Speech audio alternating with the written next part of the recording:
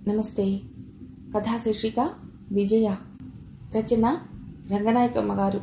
చదువుతున్నది రాధిక. ఇక కథలోకెడితే, కళ్యాణి పెళ్లి నిర్ణయమైంది. అమ్మకు నాయనమ్మకు ఎంతో సంతోషం కలిగింది. ఖర్చులు కలిసి వస్తాయి, విజయ పెళ్లి కూడా ఇందులోనే చేయాలి అంటూ ప్రారంభించింది నాయనమ్మ.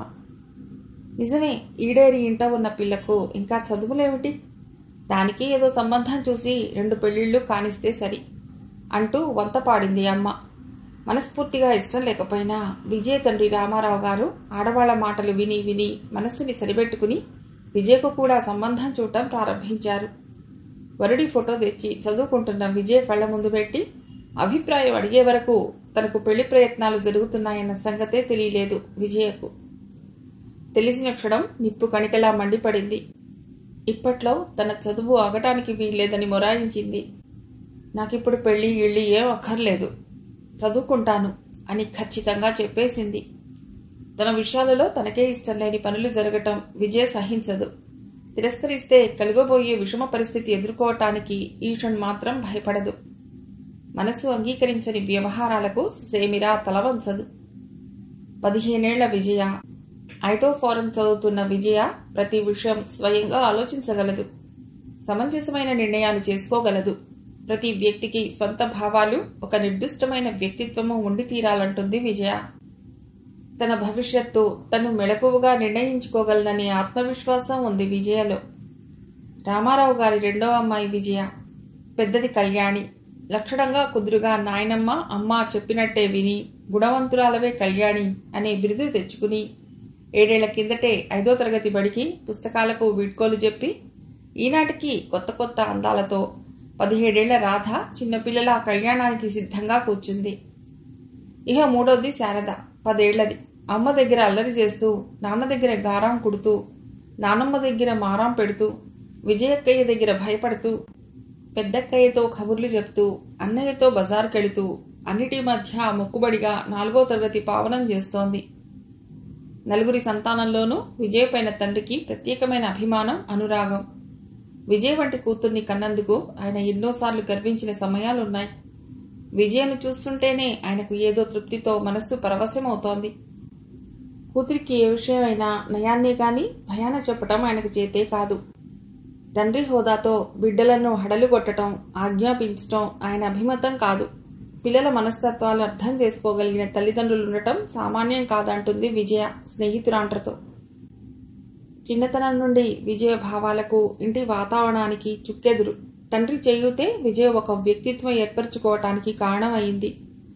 కూతురు తెలివైందని, చక్కగా చదువుతుందని అనుకున్నప్పుడు తల్లి సంతోషిస్తుంది గాని ఆడపిల్ల అంత గడుగ్గాయిగా తయారు కావటం ఆవిడ ఆమోదించదు.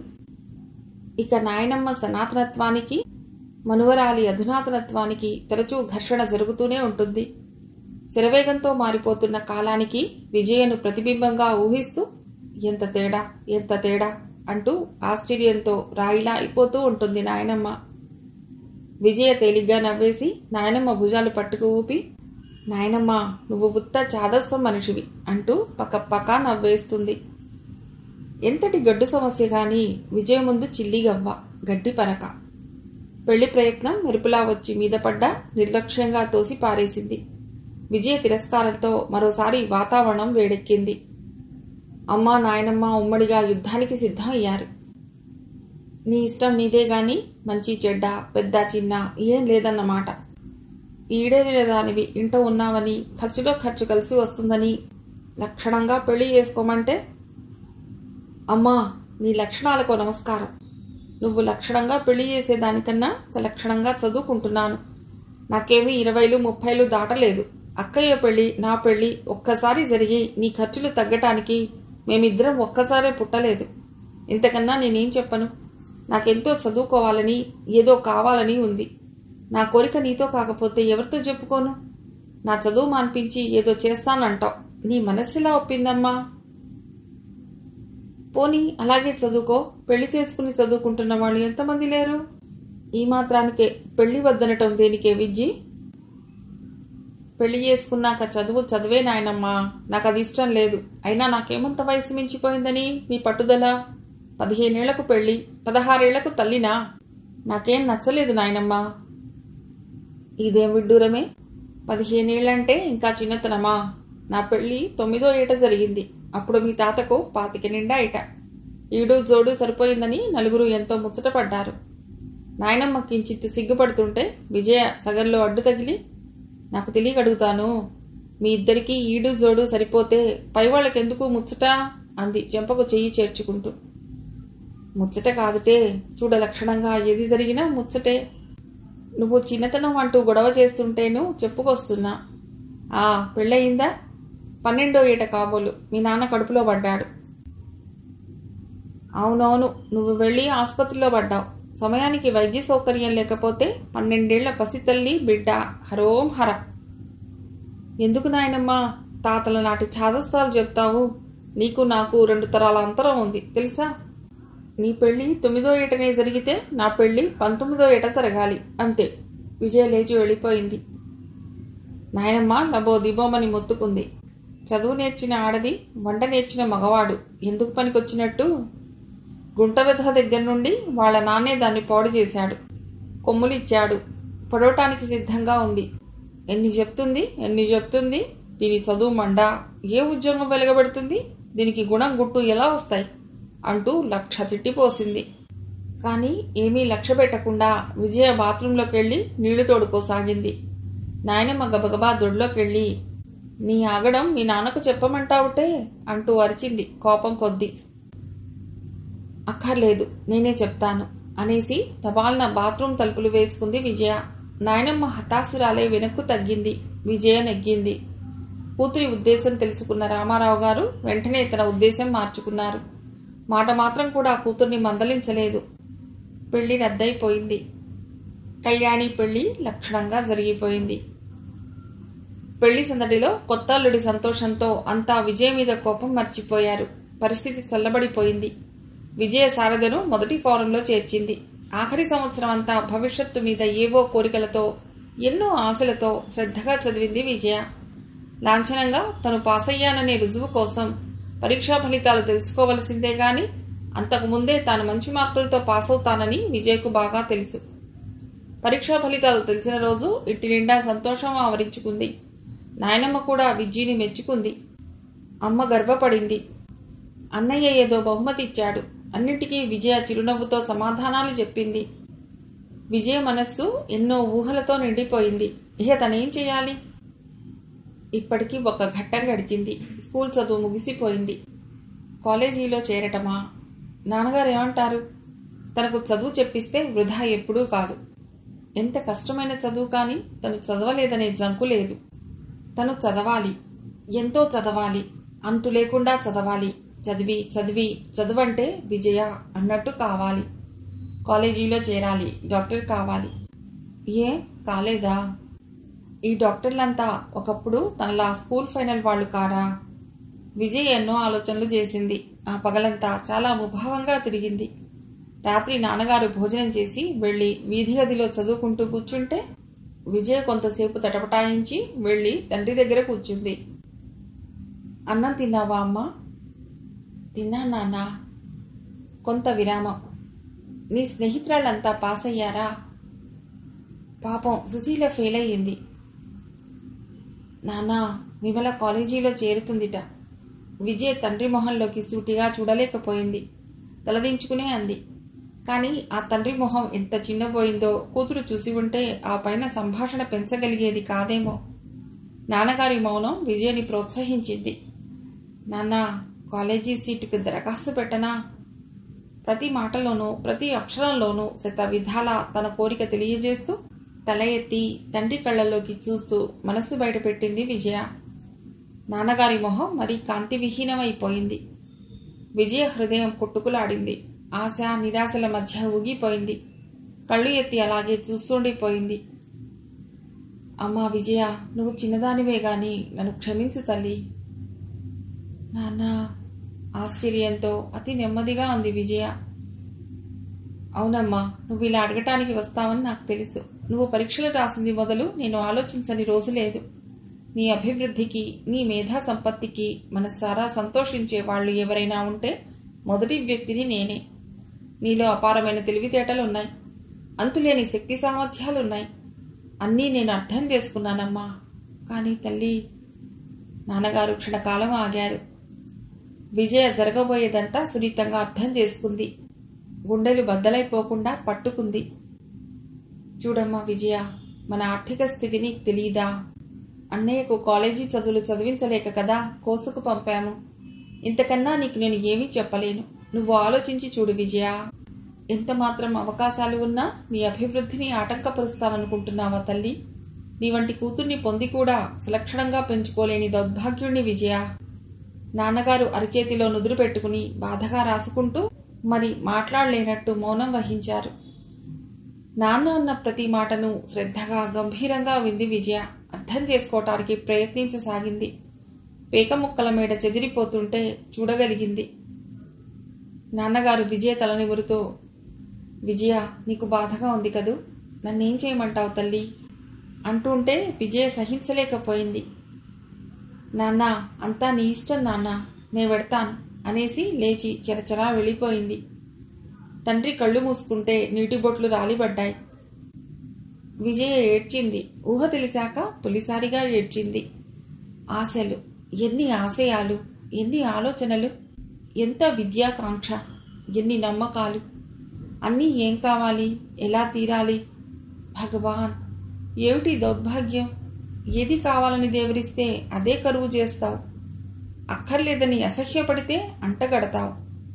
ఇదా న్యాయం? ఈ కాంక్ష ఎలా తీరాలి? ఈ బాధ ఎలా పోవాలి? విజయ్ ఎంతోసేపు ఏడ్చింది. ఏడిచావని, ఏడుస్తున్నానని అర్థమైనప్పుడు అదిరిపడింది. పిరికిగా ఏడవటం అనేది విజయ దృష్టిలో హీనం. మనిషికి కన్నీళ్లు రానివ్వని మనోధైర్యం కావాలి. మనిషికి కన్నీళ్లను ఆపుకోగలిగే అంతఃశక్తి పెరగాలి. ఆ క్షణం వరకు విజయ అలాగే అనుకునేది. ఏడ్చే వాళ్లను చూస్తే చిరాకు పడేది. ఈ ఆడవాళ్లు అస్తమానము ఎందుకేడుస్తూ ఉంటారు? ఆడవాళ్ళం సుమా అని రుజువు చేసుకోవటానికా? ఏడవకుండా భరించగలిగే సామర్థ్యం లేకనా? అందుకే ఆడదంటే అందరికీ తేలిక అభిప్రాయం. ఏడవటం మహా చెడ్డగా భావించే విజయ, కన్నీళ్లను అసహ్యించుకునే విజయ ఏడ్చింది. తనివి తీరా ఏడ్చింది. కానీ విజయ స్వానుభవంతో ఒక నగ్న సత్యం తెలుసుకోగలిగింది. జీవితంలో ప్రతి క్షణము సిద్ధాంతాల ప్రకారమే గడవదు. ఏ నిమిషమైనా సహజతలకు లొంగిపోవలసి ఉంటుంది. విజయ ఆశలకు ఆటంకం కలిగింది. మనసులో రేగిన ఉధృతాన్ని కన్నీరు కొంతవరకు కడిగివేసింది. కళ్ళు మూసుకుని నుదుటి మీద చేయి వేసుకు పడుకుంటే నాన్నగారు బాధతో నుదురు రాచుకోవటం కనిపించింది. నువ్వు చిన్నదానివే గాని నన్ను క్షమించు తల్లి. నాన్న ఎంత బాధపడ్డారు. నాన్న, నువ్వే నన్ను క్షమించాలి. తాహతో తెలుసుకోలేని కోరికలు కోరి నిన్ను క్షోభపెట్టాను. ఇది నా దురదృష్టం, కానీ నువ్వు చేయగలిగిందేమీ లేదు. నీ మీద నాకు కోపం లేదు అని వెంటనే వెళ్లి నాన్నకు చెప్పాలనిపించింది. అవును, నాన్న మాత్రం ఏం చేయగలడు? అన్నయ్య కోర్సు పూర్తి కావాలి. అక్కయ్యకు పురుడు పుణ్యం జరుపుతూ ఉండాలి. శారదను స్కూల్ ఫైనల్ వరకైనా చదివించాలి. ఈలోపు ఇంటి ఖర్చులన్నీ సర్దుకురావాలి. చెయ్యబోయే పెళ్లిళ్లకు కట్నాలు కూడబెట్టాలి. వీటికన్నిటికీ జతగా తన కాలేజీ చదువా? ఎవరికి సాధ్యం? ఒక్క వ్యక్తి సంపాదన, ఒక గుమాస్తా రాబడి ఎన్ని పనులు జరుపుతుంది? పెద్దవాళ్ల కష్టసుఖాలు గమనించకుండా గాల్లో మెడలు కట్టుకోవటం, తీర్చుకోలేని కోరికలు పెంచుకోవటం వివేకమా? ఇంత మాత్రం చదవగలిగినందుకు సంతోషించకూడదా? విజయ్ గంటల తరబడి, రోజుల తరబడి ఆలోచించింది. ఒక్క ఆలోచించడం తప్ప తను చేయగలిగిందేమీ లేదనుకుంది. ఒకనాడు తండ్రి స్వయంగా పిలిచి, నీ చదువు విషయం ఏమనుకుంటున్నావమ్మా? నీకు బాధగా ఉంటే చెప్పు, ఎలాగో తంటాలు పడతాను అన్నారు. వద్దు నాన్న, నువ్వేమీ బాధపడవద్దు. నేను తృప్తి పట్టం నేర్చుకుంటాను అంది నెమ్మదిగా. నిజంగానే విజయ సంతృప్తి పడింది. కాలేజీ విషయం మర్చిపోయి మనస్సు నిర్మలం చేసుకునటానికి ప్రయత్నించింది. మరొక రకమైన బాధ్యతలు మీద పెట్టుకుని సంతోషంగా ఉండాలని నిర్ణయించింది. 3 సంవత్సరాలు దాటిపోయాయి. పరికిణీలు వదిలి చీరల్లో ప్రవేశించిన విజయలో అందం, హుందాతనం అధికమయ్యాయి. గడిచిపోయిన కాలమంతా విజయ ఎన్నో విధాలా సద్వినియోగపరిచింది. హిందీ పరీక్షలు పాసై ధారాళంగా మాట్లాడటం నేర్చుకుంది. లైబ్రరీ మెంబరై అంతులేనన్ని గ్రంథాలు చదివింది. రేడియో గాయకురాలిగా ఘనమైన ఖ్యాతి పొందగలిగింది. శాస్త్రీయ సంగీతం అంటే ఏమీ ప్రవేశం లేకపోయినా విజయ్ ఎప్పుడూ మధుర కంఠంతో గాలిపాటలు పాడుకుంటూ కుని రాగాలు తీసుకుంటూ ఉండేది. విజయ్ రేడియో నాటకాల్లో నటిస్తానంటే నాయనమ్మ తిట్టిపోసింది.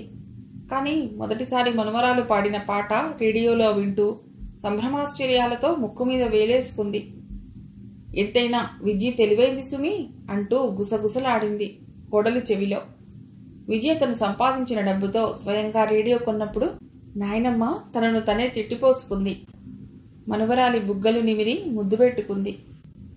విజయ ఏదో కుతూహలం కొద్దీ చిన్న చిన్న కథలు రాయటం కూడా ప్రారంభించి పేరు తెచ్చుకుంది. అక్కడితో కొంత నమ్మకం కుదుర్చుకుని తన రచనాశక్తిని అభివృద్ధి చేసుకోవాలని సంకల్పించుకుంది. అన్నిటితో పాటు నాయనమ్మ దగ్గర మడికట్టుకుని పచ్చళ్లు నూరటం, అన్నాలు వార్చటం, దేవుడి ముందు నైవేద్యం పెట్టడం కూడా తెలుసుకుంది.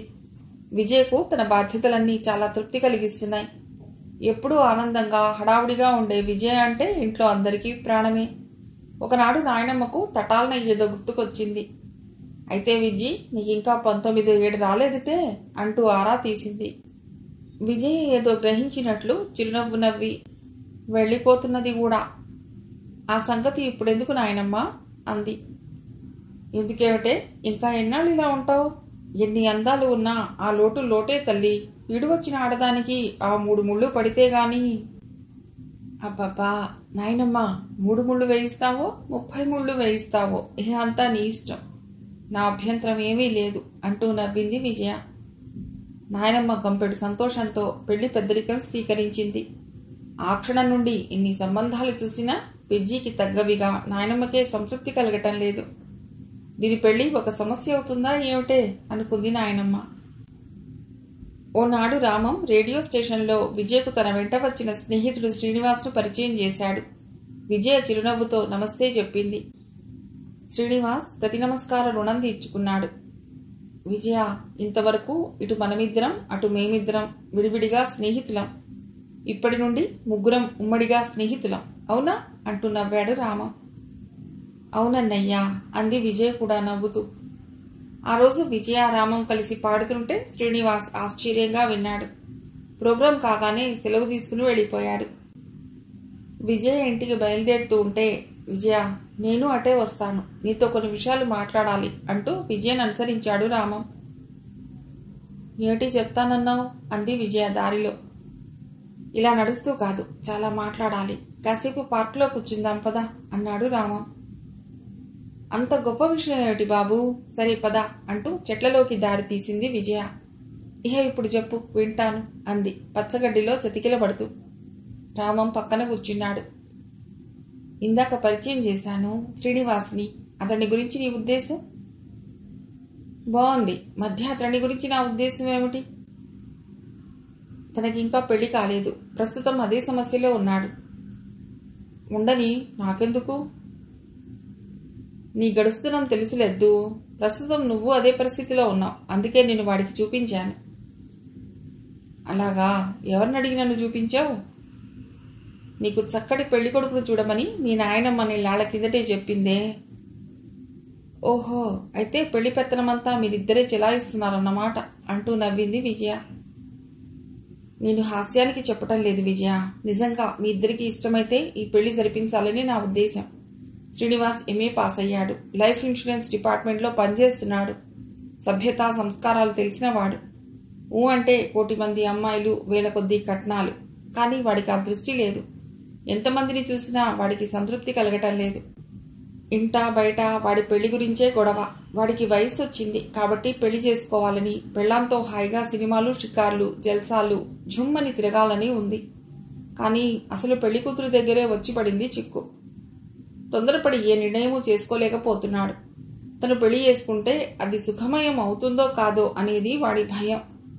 రామమ్మ ఆగాడు. విజయ నవ్వింది. బాగుంది, అయితే ఏం చేస్తాడట? మరి విను, అదే కదా నీకు చెప్పేది. మొన్న ఒకనాడు మీ ఇంట్లో కూర్చుని నేను, వాడు, మీ వదిన ఏవేవో కబుర్లు చెప్పుకుంటున్నాం. అందులోనే వాడి పెళ్లి ప్రసక్తి వచ్చింది. వాడు తన మనసులోని విషయం ఏదో చెప్పాడు. దానికి మీ వదిన నీలాగే నవ్వుతూ, బాగుందన్నయ్యా, అంతా నీలా భవిష్యత్తు తలుచుకుని భయపడతారా? నీకెంత భయమైతే పెళ్లి కూతురుతో నీ మనసులో విషయాలన్నీ ముఖాముఖి మాట్లాడి నీకు నచ్చితేనే పెళ్లి చేసుకోరాదు అంది హాస్యంగా. అమ్మో, శ్రీనివాస్ గారికి స్వయంవరం కూడానా? జాగ్రత్త రోయ్, ఈ రోజుల్లో అమ్మాయిలు మరీ గడ్డుగా ఉంటున్నారు అంటూ నవ్వాను నేను. మాతో పాటు వాడు కూడా నవ్వాడు. ఆ తర్వాత వాడేం ఆలోచించుకున్నాడో గాని అదే పట్టుబట్టి కూర్చున్నాడు. పెళ్లి చూపులంటూ ఓ నిమిషం పాటు మొహాలు చూసుకున్నంత మాత్రాన ఏం తెలిసిపోతుంది? నేను స్వయంగా వధువుతో మాట్లాడి పెళ్లి చేసుకుంటాను అంతే అంటూ చెప్పుకొచ్చాడు. వాడి సమస్య గురించి ఆలోచిస్తే చటుక్కున నువ్వు గుర్తుకొచ్చావు విజయ. ఇన్నాళ్ళు నిన్ను తెలిసి ఉండి కూడా వాడికి ఈ సంగతి చెప్పనందుకు నన్ను నేనే తిట్టుకున్నాననుకో. వెంటనే నా ఊహ మీ వదినకు కూడా చెప్పాను. నిజంగా ఈ పెళ్లి జరిగితే ఎంతో అందంగా ఉంటుంది అంది. అందుకే వాడిని ఏదో మిష మీద తీసుకొచ్చి నిన్ను చూపించాను. ఇంతవరకు వాడికి ఈ సంగతి చెప్పలేదు. ముందు నీ ఉద్దేశం తెలుసుకుని వాడికి చెప్పాలనుకుంటున్నాను. ఏమంటావ్? అసలు వింటున్నావా నేను చెప్పింది అన్నాడు రాము ముగిస్తూ. వినకే, అప్పుడే అంత పరధ్యానం రాలేదులే అంటూ నవ్వి, ఇంతకు నన్నేం చెప్పమంటావు అంది. శ్రీనివాస్ నీకు నచ్చాడా? ఛా పోదు. చెప్పు విజయ, అన్నయ్య దగ్గర చెల్లి సిగ్గుపడుతుందా? నచ్చితే నన్నేం చేయమంటావు? అతడితో మాట్లాడతావా? ఏమిటి మాట్లాడేది? అతనే అడుగుతాడు, నువ్వు చెప్పు. నీకు కావాల్సింది అడుగు, అతడు చెప్తాడు. దాదాపు ఇంటర్వ్యూ అన్నమాట. బాగుందిలే, చెప్పు మరి. ఎక్కడ మాట్లాడేది? మీ ఇష్టం. మీ ఇంట్లో అయినా సరే, ఈ పార్క్లోనైనా సరే. నాకు సిగ్గు బాబు, వదిన హాస్యం చేస్తుంది. ఛా, దానికి మాత్రం తెలియదేమిటి? నీకు అభయం ఏమీ వద్దు. అయితే ఈ సంగతి నాన్నకి చెప్పవద్దా? ముందేం వద్దు, ఇంటర్వ్యూ కానీ మీరు పరస్పరం ఇష్టపడితే తర్వాత నేను చెప్తాను. పెద్దవాళ్ల ద్వారా నిశ్చయం చేద్దాం. ముందే చెప్పేస్తామనుకో, ఒకవేళ ఏ కారణం చేతనైనా మీ ఇద్దరికీ ఇష్టం లేకపోతే అప్పుడేం బాగుంటుంది? అవునులే, ఈ సంగతి నాయనమ్మ విందంటే తిట్టిపోస్తుంది. అయితే నువ్వు సిద్ధం అన్నమాట. ఈ రాత్రి వాడికి అంతా చెప్తాను. రేపు ఏ ఖబరు నీకు చెప్తాను. సరేలే, ఇక పోదాం. గొప్ప ఖబరు అందజేశావు. కాదేమిటి మరి అంటూ లేచాడు రామం. విజయ దాదాపు ఆ రాత్రంతా ఆలోచనలతో జాగారం చేసింది. శ్రీనివాస్తో ఇంటర్వ్యూ తలుచుకుంటున్న కొద్దీ ఆశ్చర్యం కలుగుతోంది. విచిత్రం అనిపిస్తోంది. శ్రీనివాస్ అందమైన పేరు కదూ. తగినట్టే సుందరమైన రూపం. కుడి చేతి షర్టు మడత మీద ఎడం చేయి దండ కట్టుకుని నించుంటే వాచి గ్లాస్ థళథళ మెరుస్తూ ఠీవీగా దర్జాగా. అబ్బా, ఏం హుందాతనం! సూటిగా నిశితంగా చూసే చురుకైన కళ్ళు, పాపిడి లేకుండా మేడమెట్ల మాదిరి పైకి పైకి పోయే కారు నల్లటి జుట్టు. ఎంతైనా నిజమైన సౌందర్యం మగవాడిదే. శ్రీనివాస్, అక్షరాలా శ్రీనివాస్. వధువుతో ఇంటర్వ్యూ కోరుతున్నాడా? ఏం అడుగుతాట? అంత దర్జాగల వ్యక్తిని ఏం సమస్యలు బాధిస్తున్నాయి? ఈ ఇంటర్వ్యూతో అన్నీ పరిష్కారం చేసుకుంటాడా? తను అతడితో ఏకాంతంగా మాట్లాడుతుందా? అసలు మాట్లాడగలదా? అతడికి నచ్చితే పెళ్లి చేసుకుంటాడా? ఎంత విడ్డూరంగా ఉంది ఈ విషయం. వివాహం నిర్ణయించుకోవటం అంత సులభమా? విజయకు శ్రీనివాస్ను, అతడి నిర్ణయాలను తలుచుకుంటున్న కొద్దీ సిగ్గు కన్నా సంభ్రమం ఎక్కువ కాసాగింది. పెళ్లి అంటే అతడికి ఎంతటి పవిత్ర భావం ఉంది. అవును కదూ, పెళ్లి ప్రతి వ్యక్తికి తప్పనిసరి సంఘటన. దాంపత్యం రెండు జీవితాలకు అపురూపమైన బాంధవ్యం. కష్టసుఖాలను నిర్ణయిస్తూ నిండు జీవితాలను పరిపాలించేది పెళ్లి. అందుకే అతడంత గాఢంగా నిర్ణయించుకున్నాడేమో. భగవాన్, చిన్నదాన్ని, నేను చేసే ఈ సాహసాన్ని మన్నించి ఆశీర్వదించు. విశాలము పరిశుభ్రము అయిన గదిలో శ్రీనివాస్ ఒంటరిగా సోఫాలో కూర్చునున్నాడు. మనస్సంతా ఆలోచనలు అల్లిబిల్లిగా అల్లుకుంటున్నాయి. నిండు జీవితానికి ప్రాతిపాదిక వంటి కళ్యాణం నిర్ణయించుకునే ఈ సమయం, భవిష్యత్తును శాసించే ఈ ఘడియలు ఏమవుతుంది? విజయ వంటి అమ్మాయినేనేమో తాను కోరుతున్నది. విజయలో ఏదో విశిష్టత గోచరించింది తనకు. ఈనాటికి తన కోరికలన్నీ రూపుధరించి విజయగా. నమస్తే. ఆలోచనల్లో కలవరపడ్డాడు శ్రీనివాస్. విజయ్ గుమ్మంలో నిలబడి ఉంది. చిరునవ్వుతో లేచి నిలబడి రండి అంటూ గౌరవపూర్వకంగా ఆహ్వానించాడు. విజయ్ వచ్చి టేబుల్ పక్కన కుర్చీలో కూర్చుంది. శ్రీనివాస్ విజయ వేషభాషలు చాలా సున్నితంగా పరిశీలించసాగాడు. అందమైంది, నిరాడంబరంగా ఉంది. కిందటి ఘడియ వరకు ముక్కు మోహం ఎరుగని ఒక పరాయి వ్యక్తి ఎదుట తన వివాహ విషయాలు సంప్రదించుకోవటానికి కనీసం కళ్లల్లో కలవరపాటైనా కనిపించనీయకుండా గంభీరంగా కూర్చుంది. ఏమైనా అలంకరించుకుందా అనిపించలేదు. తెల్లటి నుదుట సన్నటి కుంకుమరేఖ దిద్దుకుంది. నల్లటి బారెడు జడలో ఒకే ఒక్క ఎర్ర గులాబీ ఉంచుకుంది. మృదువైన చేతులకు నిండుగా గాజులు వేసుకుంది. తెల్లని శరీరం మీద మరీ తెల్లని చీర ధరించింది. మర్యాద సూచకం కాబోలు పల్చటి పవిట కొంగు కుడి చేతి మీదుగా తీసుకుని మెడ కొంచెం పక్కకి వంచి నేలకేసి చూస్తూ కూర్చుంది. విశేషం ఏమిటంటే విజయ అలంకరించుకున్నట్టుగాక అవి అన్నీ తనకు సహజమే అన్నట్టుగా అనిపించింది. విజయలో ఎక్కడా వెరితలలు వేసిన నవనాగరికత తాలూకు లక్షణాలు మచ్చుకైనా కానరాలేదు. చంద్రబింబం వంటి ఆ మొహంలో ఏదో కళ, అద్దాల వంటి ఆ చెక్కిళ్లలో ఏదో అందం. శ్రీనివాస్ తృప్తిగా ఫీల్ అయ్యాడు. ఇటువంటి రూపురేఖలే తను కోరేది. విజయ్తో ఎన్నో విషయాలు మాట్లాడాలి. మంచి చెడ్డాలన్నీ విపులంగా తెలియపరచాలి. ముఖ్యంగా విజయ్కు తాను అర్థం కావాలి. విజయ్ కూడా ఇలాగే ఆలోచిస్తోందా? విజయ తలెత్తి చూసింది. చాలా మంచిగా చెప్పండి అన్నట్టు. విజయ శ్రీనివాస్తో మాట్లాడటానికి సిద్ధంగా ఉంది. రామం నా గురించి మీకు చెప్పి ఉంటాడు.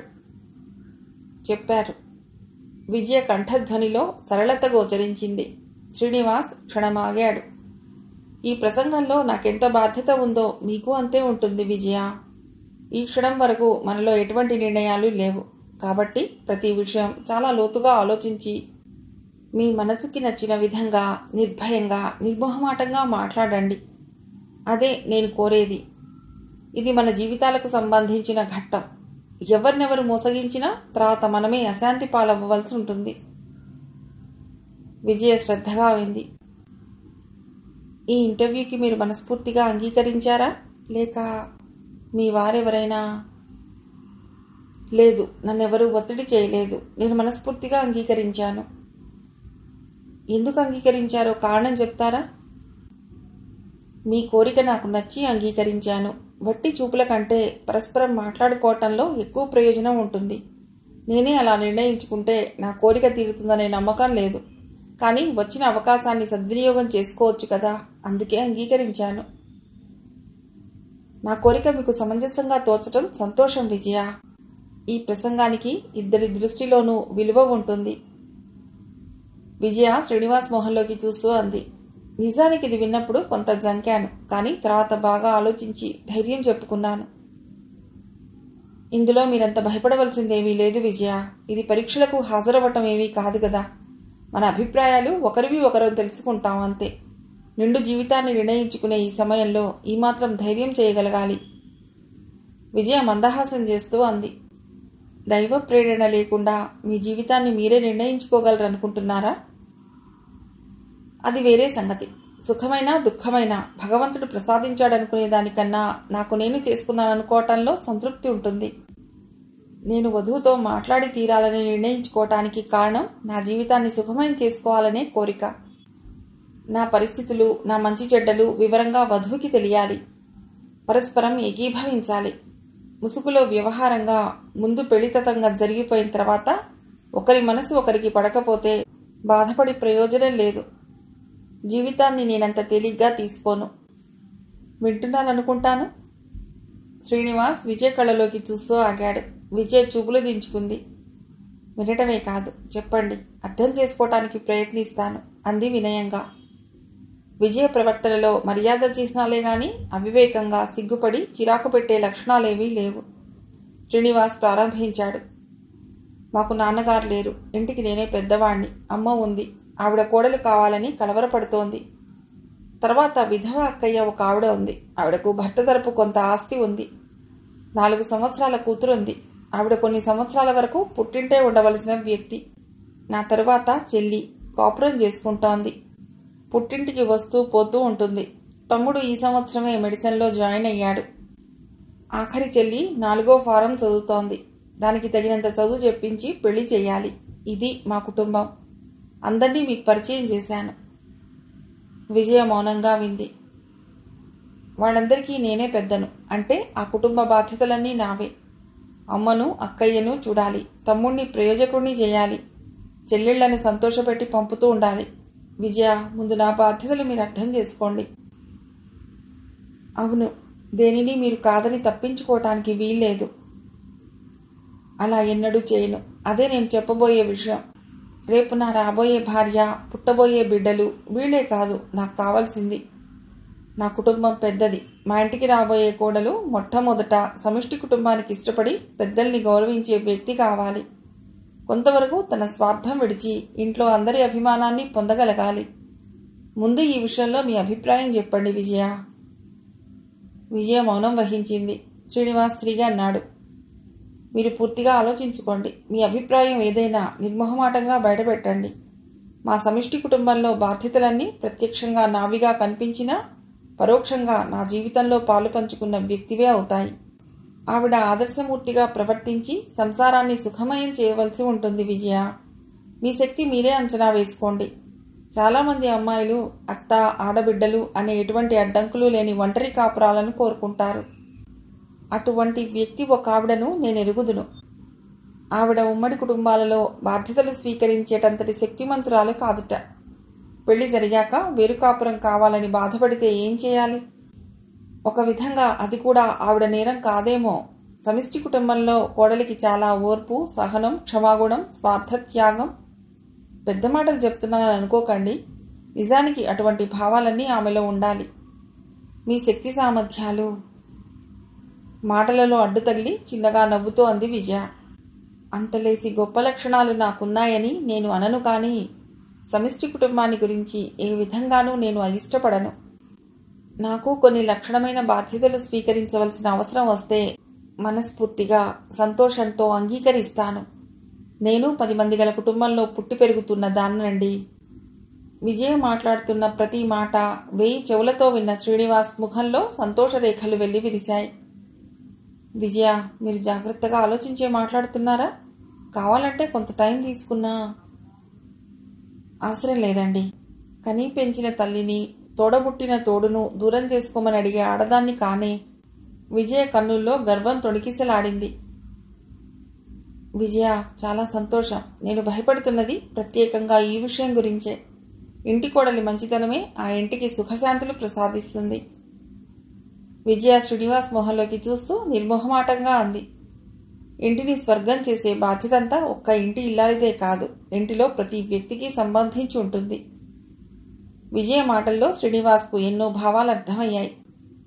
మిగిలిన వాళ్లంతా చెడుగా ప్రవర్తించి ఒక్క కోడలు మాత్రం గుణవంతురాలైతే ఇల్లు స్వర్గం ఎలా అవుతుంది? ఇది విజయ అనుమానం. మీరన్నది అక్షరాలా నిజం. కోడల్ని ఒక దాసీ మనిషిలా చూస్తూ సంతోషపడే సంసారాలు చాలా చూస్తుంటాం. కానీ విజయ, మా ఇంట్లో వ్యక్తులంతా చదువు, సంస్కారం లేని వాళ్ళు కారని గర్వంగా చెప్పగలను. మా ఇంటికి రాబోయే అమ్మాయిని నా భార్యగా, ఇంటి కోడలిగా అభిమానించి గౌరవిస్తారు. కోడలంటే బానిస కాదు విజయ. బాధ్యతలు ఉన్నట్టే ఆవిడకు హక్కులు ఉంటాయి. అమ్మ పర్యవేక్షణలో ఆవిడే ఇంటి యజమానురాలవుతుంది. ఆవిడకు ఆ స్థానం నేను కలిగిస్తాను. ఇప్పుడు మీ అభిప్రాయం చెప్పండి. విజయ నవ్వి అంది, నేను చెప్పేశాను. శ్రీనివాస్ సంతోషమంతా కళ్లల్లో వ్యక్తపరుస్తూ చూస్తూ ఉంటే విజయ ఇబ్బంది పడింది. శ్రీనివాస్ ముందుకు సాగిపోయాడు. అయితే తర్వాత విషయం, నెలకు నా జీతం 300 కాక సంవత్సరానికి భూముల మీద 2000 లోపు ఆదాయం వస్తుంది. పేరుకు మాత్రం నేను ఆఫీసర్ని, కానీ మా కుటుంబం చాలా నిరాడంబరంగా గడుస్తుంది. ఆఫీసరు భార్యనని ఏమైనా ఆశలు పెట్టుకుంటే మాత్రం నిరాశ పొందవలసి వస్తుంది. ఈ విషయం కూడా మీ ఇష్టానికి సరిపోవాలి కదా? విజయ ఆ విషయం చాలా తేలిగ్గా తీసుకుంది. కనీసపు అవసరాలకు లోటు కలగకపోతే సంతోషమే. నేను చిన్నతనం నుండి పెద్ద పెద్ద హోదాలకు అలవాటు పడి లేను. ఒక్క బయటి విషయాలే కాదనుకోండి, ఇంటి పనిపాటల సంగతి కూడా.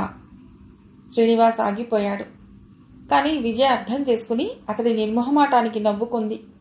ఆ విషయంలో మీరేమీ భయపడకండి. నాకు ఇంటి పనులన్నీ చేయటం వచ్చు.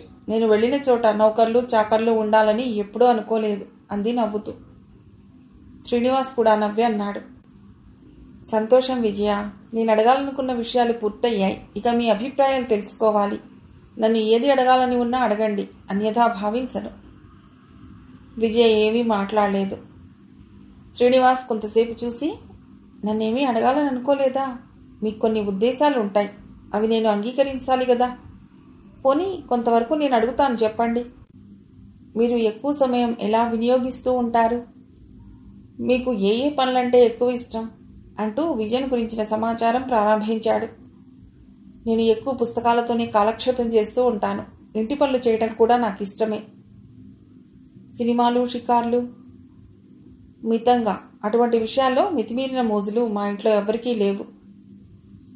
మీకు మీ భవిష్యత్తు గురించి కొన్ని ఆలోచనలు లేవా? శ్రీనివాస్ సూటిగా అడిగాడు.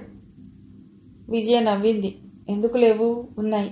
అవి ఇప్పుడు అడగకపోయినా మీరు అంగీకరిస్తారని అనుకుంటున్నాను. ఎందుకంత నమ్మకం నా మీద మీకు? అలా అనుకుంటే కాదు, అవేమిటో విపులంగా చెప్పండి, ఇద్దరికీ మంచిది. శ్రీనివాస్ ఒత్తిడి చేస్తున్నట్టు అన్నాడు. విజయ అడిగింది. రేడియోలో నా పాటలు ఎప్పుడైనా విన్నారా? వినే ఉంటాను, కానీ మీ పాటలనే ప్రత్యేకతతో కాదు. మొన్న రామం మీరు కలిసి పాడినప్పుడు విన్నాను కదా స్టేషన్లో. చాలా చక్కగా ఉందనుకున్నాను. నేను ఎప్పుడు రేడియోలో పాడినా, నాటికలో పాల్గొన్నా మీకు అభ్యంతరం ఉంటుందా? శ్రీనివాస్ క్షణం ఆలోచిస్తున్నట్టు ఊరుకున్నాడు. నాకు వేరే ఏమీ అభ్యంతరం ఉండదు, కానీ ఈ దశలో మీకు వీలైనట్టు రేపు శ్రీమతి అయిన తర్వాత కూడా జరుగుతుందని అనుకుంటున్నారా? చాలా వరకు ఒక లక్ష్యం పెట్టుకున్న వారికి వీలు కాకపోవటం ఉండదనుకోండి. అంత తీరని నాడు నేనే సరిపెట్టుకుంటాను. మరి మీరు అభ్యంతరం పెట్టకపోయినా మీ పెద్దలు?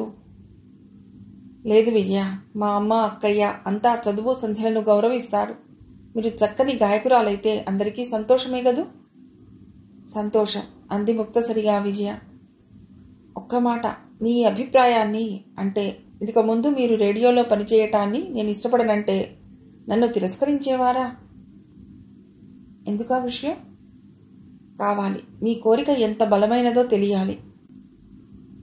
లేదు, మీరు ఈ విషయాన్ని అంగీకరించకపోతే బాధపడి ఊరుకునేదాన్ని గాని మిమ్మల్ని తిరస్కరించేదాన్ని కాదు. ఎందుకని?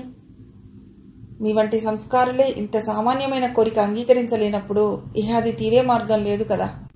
దాన్నే విసర్జిస్తాను. శ్రీనివాస్ నవ్వాడు.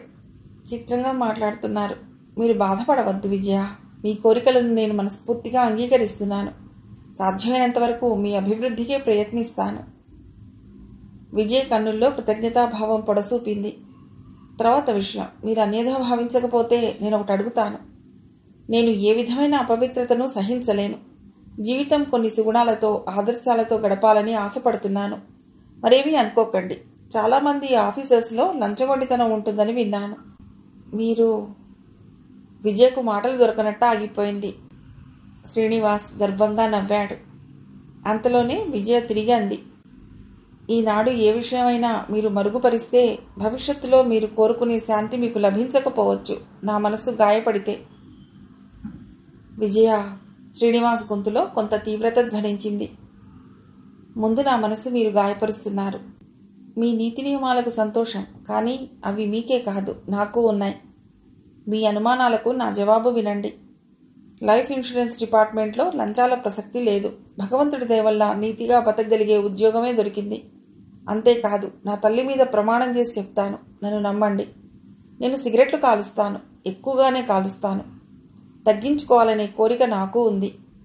తర్వాత పేకాడుతూ ఉంటాను, అప్పుడప్పుడు స్నేహితుల కోసం మాత్రం. మితిమీరి ఎన్నడూ ప్రవర్తించలేదు. ఇక వ్యభిచారం, తాగుడు అనే లక్షణాలు నేను ఎరుగను. ఇవన్నీ మీరు నమ్ముతారా? విజయ మాట్లాడలేదు. శ్రీనివాస్ని విసురుపాటుగా చూస్తూ కూర్చుంది. కొన్ని క్షణాలు గడిచాయి. ఇంకేమీ అడగనక్కర్లేదా అన్నాడు శ్రీనివాస్. విజయ నవ్వుతూ అంది. అడగటం అలా ఉంచండి, మీ కోపం ఎక్కువ అనుకుంటాను. శ్రీనివాస్ సిగ్గుపడి నవ్వేస్తూ, పర్వాలేదు, మీరు శాంతపరులుగా అన్నాడు. తర్వాత విషయం, కుటుంబ నియంత్రణ గురించి మీ అభిప్రాయం? అంటే అది మీ భవిష్యత్తులో ఆచరణలో పెట్టదలుచుకున్నారా?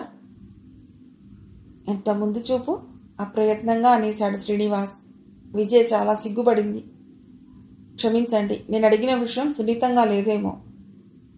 అదేమీ కాదు. మీకెందుకు అనుమానం వచ్చింది? నేను పూర్వం మనిషిని కానుగా, పూర్వం చాదస్తాలు పోవటానికి. అయినా వెనుక ఉండే పూర్వపు వ్యక్తుల ఒత్తిడిలో ధైర్యం చేయలేక జీవితాలను నరకం చేసుకుంటున్న వాళ్లను చాలామందిని చూస్తున్నాం. వాళ్ళు తెలివి తక్కువ వాళ్ళు విజయ. నేనెంత బరువు మోయగలనో నిర్ణయించుకోవాల్సింది నేను. అంతే. తర్వాత అడగండి. మరి లేవు. బాగా ఆలోచించుకున్నారా? అయితే ఏం నిర్ణయించుకున్నట్టు? అది మీకు తెలియాలి. అయితే వినండి. నేను మిమ్మల్ని పెళ్లి చేసుకుని అర్ధాంగిగా చేసుకోవటానికి ఇష్టపడుతున్నాను. దానికి కారణాలు మీ అందం, గుణం వివరించాలంటే చాలా చెప్తాను. సమయం ఇది కాదు. విజయ మందహాసంలో సిగ్గుతెరలు కదిలాయి.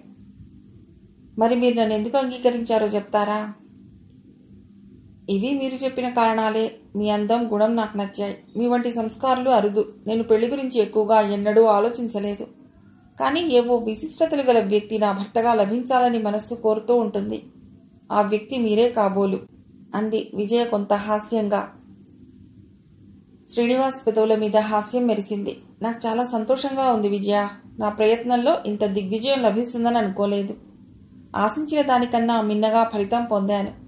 కిందటి గంట వరకు నా పెళ్లి ఒక సమస్యలా తయారై నన్ను భయపెట్టింది. అంతా నా పెళ్లి గురించి అడిగేవాళ్లే, అంతా హెచ్చరించేవాళ్లే. నాకు తెలుసు నేను పెళ్లి చేసుకోవాలి. కానీ ఎవరా వ్యక్తి, ఎక్కడుంది? నాకు ఒకటే కోరిక, ఆవిడ రాకతో సంసారంలో ఎటువంటి కలతలు తల ఎత్తకుండా సుఖమయంగా సాగిపోవాలి. అలాగే జరుగుతుందని ఎవరైనా హామీ ఇస్తే తప్పకుండా పెళ్లి చేసుకుంటాను. చిలుక గోరువంక అంటారే, అలా సినిమాలు, షికార్లు, ఆటలు, పాటలు ఎంచక్కా ఉండదు. నేనేమీ దురాశలకు పోవటం లేదే. అయినా నన్ను అర్థం చేసుకోగలిగే వ్యక్తి లభిస్తుందా? అంత మంచి గుణం, సంస్కారం గల అమ్మాయిలున్నారా? అంటే అటువంటి గుణవతిని భార్యగా పొందగలిగేటంత అదృష్టవంతుడినా? ప్రతి క్షణం ఎన్నో ఆలోచనలతో గడిపేవాణ్ణి. కానీ నా నిరీక్షణ వ్యర్థం కాలేదు. నా ఆశ నిరాశ కాలేదు. నాకు ఎంతో సంతోషంగా ఉంది విజయ. ఈనాటికి పద్మావతి లభించింది. పద్మావతి? ఆవిడెవరు? శ్రీనివాస్ భార్య. ఓ అదా అంటూ నవ్వింది విజయ. మీకు అసూయ కలిగిందా? కాదా మరి? అంత తొందరగా అభిప్రాయాలు ఏర్పరచుకోకండి విజయ. మీ వంటి భార్య. నేను అదృష్టవంతుడిని కదూ. దయచేసి ఇక నన్ను మన్నించండి. తర్వాత మీ అదృష్టంలో నాకు వాటా కేటాయించండి. శ్రీనివాస్ నవ్వాడు. చాలా గడుసుదాని విజయ. మీకంటేనా? శ్రీనివాస్ చూపులు తప్పించుకుంటూ విజయ లేచి నిలబడింది. మరి నేను వెడతాను. నమస్తే. భార్యకు భర్త తిరిగి నమస్కరించకూడదుట. ఎవరన్నారట? పెద్దలు. ఓహో, పెళ్లి కూతురుతో మాట్లాడి మరీ పెళ్లి చేసుకోమన్నారా పెద్దలు? మర్చిపోయి ఉంటారు. అవునవును, గడిసి వాళ్లకు అనుకూలంగా ప్రవర్తిస్తూ ఉంటారు పెద్దలు. మరి నేను వెడతాను. ఎవరూ వెళ్ళనక్కర్లేదు, కూర్చోండి. రామం, ఇందిరా ఇక్కడికే వస్తారు. ఒరే రామం అంటూ గట్టిగా పిలిచాడు శ్రీనివాస్. విజయ సిగ్గుపడి తిరిగి కూర్చుండిపోయింది. రామం, ఇందిరా నవ్వుతూ గదిలోకి వచ్చారు, చదరంగం పావుల డబ్బా తీసుకుని. నీ ఇంటర్వ్యూ ఏమైందో గాని మా ఆయనతో ఆడిన ఆటల్లో మాత్రం నేనే గెలిచానన్నయ్యా అంది ఇందిర నవ్వుతూ. ఉత్తదిరా, అంతా దగా చేసి గెలిచింది. బాగుంది. మీకు కళ్ళు లేవేమిటి? ఉంటే ఏం లాభం? ఆట మీద లేనప్పుడు బావగారేం తిప్పలు పడుతున్నారో చూడాలన్న ధ్యాసేనయ్యే. ఇంతకు చూశావా? శ్రీనివాస్ నవ్వాడు. లేదులే అన్నయ్య, అందుకే ఈ కంగారంతా. ఇంతకు ఏమైందో చెప్పమే. ఇంకేమైంది? అదిగో ఆవిడ మీ వదిన అయింది. శ్రీనివాస్ విజయ్ కేసి చూసి నవ్వాడు. అయితే మాత్రం అప్పుడే పెళ్లి కూతుర్లా తలదించుకుందేమిటి అంది ఇందిర విజయను వేళాకోళం చేస్తూ. మరి కాస్త ప్రాక్టీస్ చేసుకోవద్దా? శ్రీనివాస్ చెలోక్తికి ఇందిర పక్కుమంది. విజయ లేచి నిలబడింది. ఏ ఇందిరా, జరగబోయేవన్నీ ముందే ఆలోచించుకోవటాలు, ప్రాక్టీస్ చేసుకోవటాలు నీకు నీ అన్నగారికి అలవాటు, మాకు కాదు. మేము ఏ టైంకి ఎలా కావాలన్నా మారిపోగలం. బాగా చెప్పావు చెల్లాయి. అయితే బావగారు, మీకు మేము చేసిన ఉపకారానికి మీరు మాకిచ్చే ప్రతిఫలం ఏమిటి? రామం అన్నాడు. నా శక్తికి మించని విధంగా మీ ఇష్టమైంది అడగండి, సంతోషంగా ఇస్తాను. అప్పుడైనా మీ రుణం తీర్చుకోలేనేమో. అయితే అడుగుతున్నాను అన్నయ్య, మా నాన్నగాడితో ఆడుకునేందుకు చిన్న ఆడ బొమ్మ కాదు సుమా, పాప, సంవత్సరం గడువు. ఓహో, అదైతే నన్ను కాదు, మీ వదిన్ని అడగండి, ఆవిడ పెత్తనం.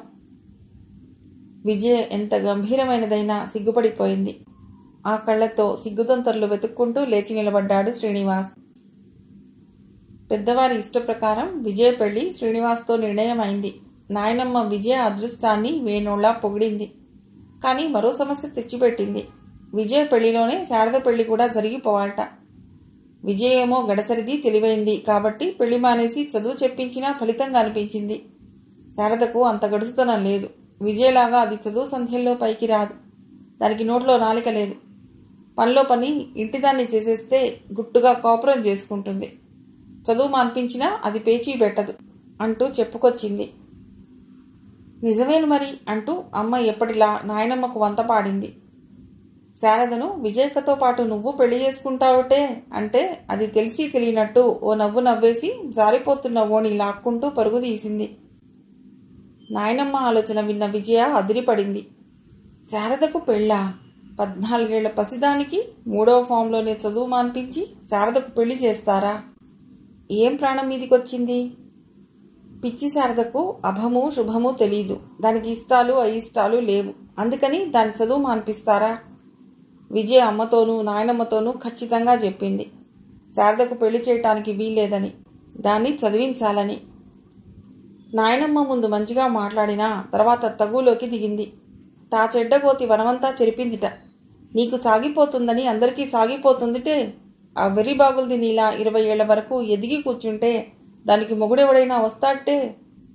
అందరినీ నువ్వే ఉద్ధరిస్తావుటే అంటూ పురాణం తెరిచింది. విజయ నాన్నగారితో సంప్రదించాలనుకుంది. విజయ వెళ్ళి నాన్న గదిలో కూర్చుంది. టేబుల్ మీద పుస్తకం ఒకటి తీసి 10 నిమిషాల సేపు తిరగవేసింది. నాన్న, శారదకు పెళ్లి నిశ్చయిస్తున్నారట. దాని చదువు మాన్పించేస్తావా అంది మౌనాన్ని భగ్నం చేస్తూ.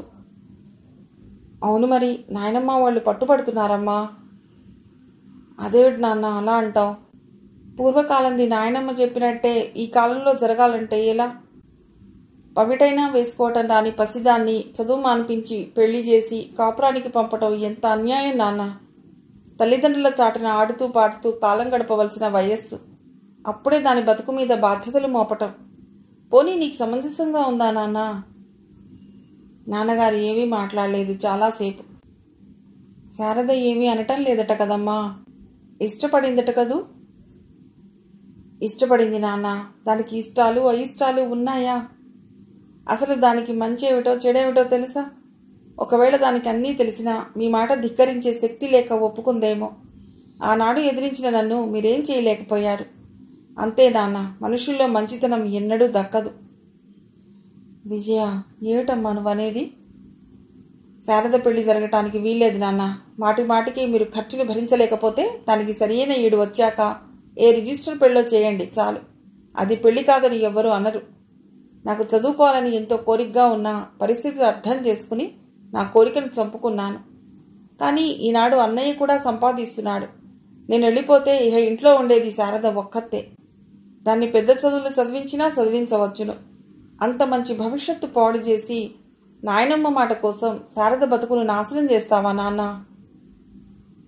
నువ్వు ఇంతగా చెప్తుంటే అలాగే చేద్దాం విజయ. శారద పెళ్లి ఆపు చేసి చదివిద్దాం. అంతేనా నువ్వు కోరేది? నీకు సమంజసంగా లేదా నాన్న? నువ్వు ఏది చెప్పినా చక్కగా ఉంటుంది తల్లి. నేనే అప్పుడప్పుడు పొరపడుతూ ఉంటాను.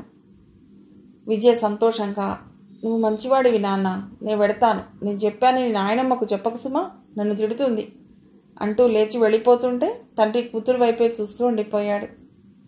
విజయ బంగారు తల్లి, ఏది తలచినా సాధించి తీరుతుంది. విజయకు పరాజయమే లేదు. విజయ అపరాజిత. కథ సమాప్తం.